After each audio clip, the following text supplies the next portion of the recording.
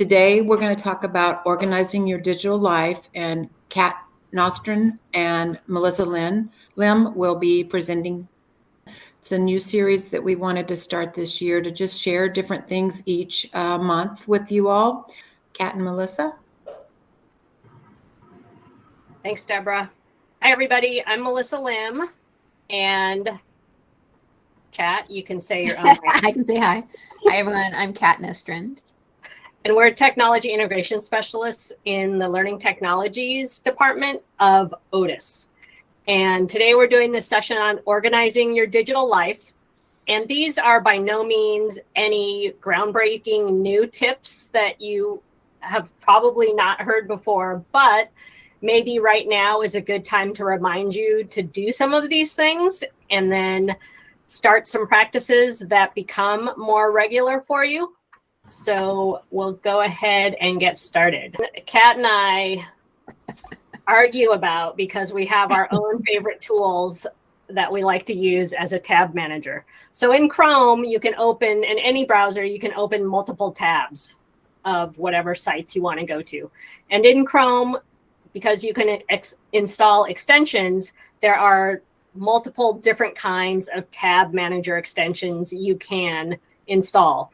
There's one called OneTab, which I think was probably one of the early ones that was pushed out and created, but then they came out with some better ones. And I am a fan of Toby, and Kat loves Workona.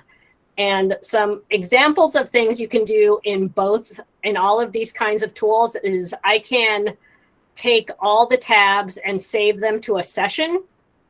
So let's say I have 4 tabs open right now, and they're all having to do with this presentation. So I can actually click on my Toby extension and save all of those tabs, and then I could call it September 12th workshop.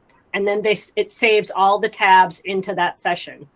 I can create a new session and then start bookmarking tabs, adding tabs to that session. So if I'm doing research on a specific topic, I can just find a website and then click on the extension button and then add it to whatever collection that I created.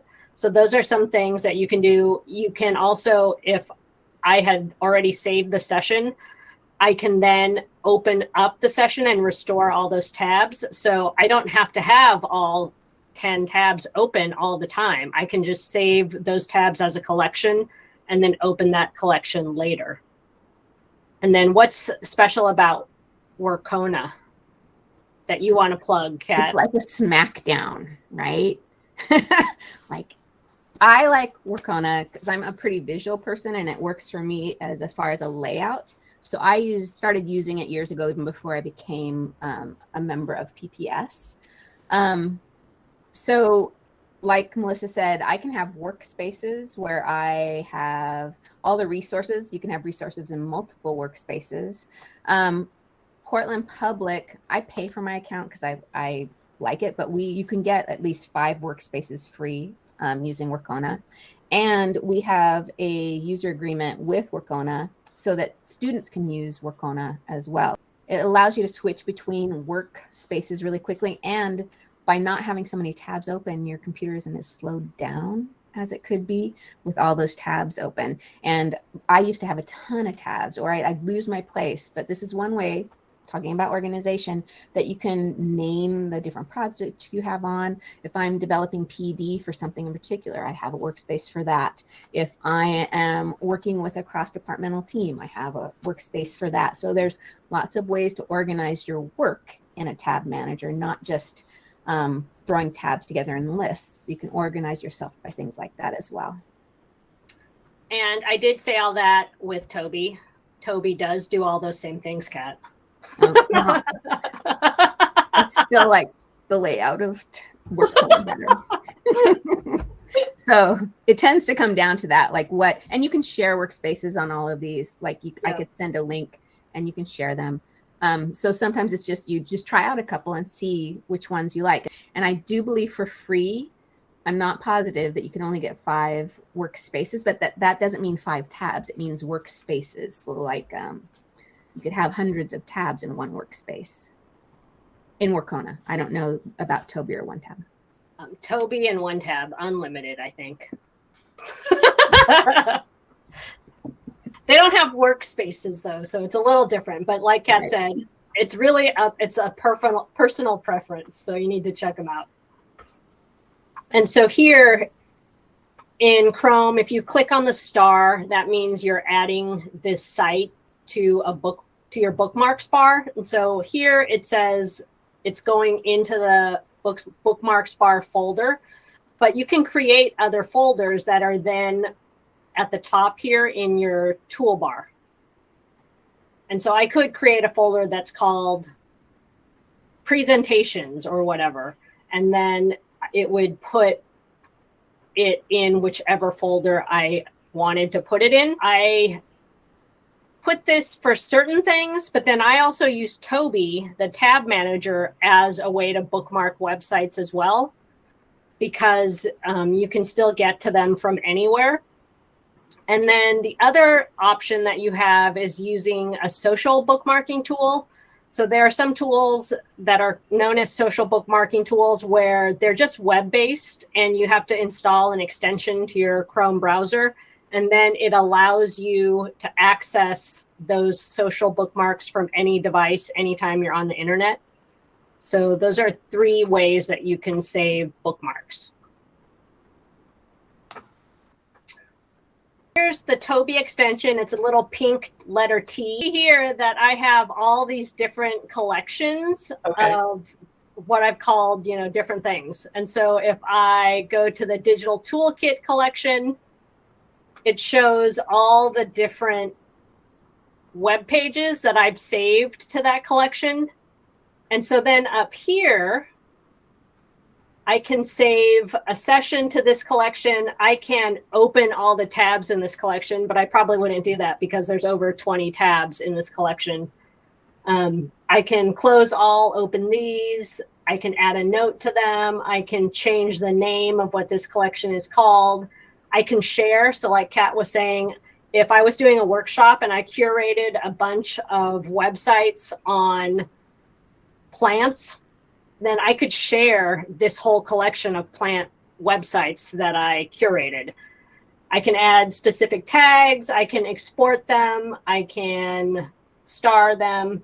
I can edit the titles of these websites. So like some of these sites, I forgot what they were because the title is so long. So you can actually go in to an individual tile here and change the name and give it a description.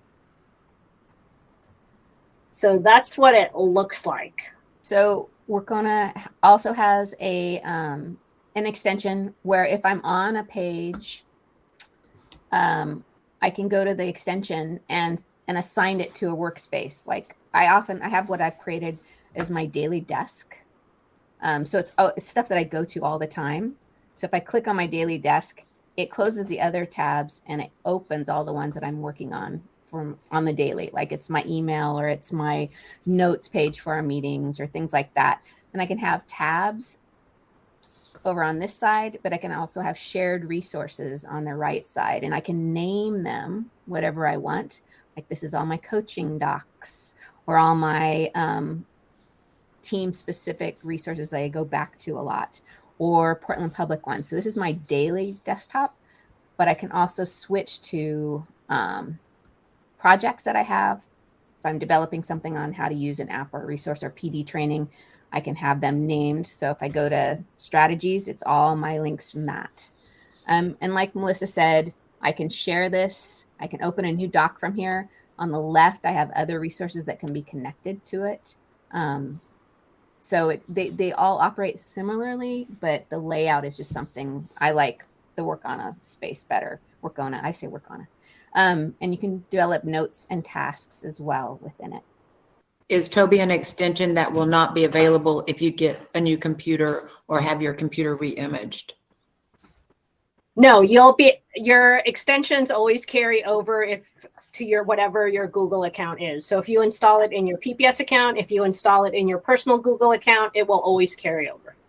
Yeah, same with Workona. So all of those are like you sign in using your PPS Google. So it just follows your account.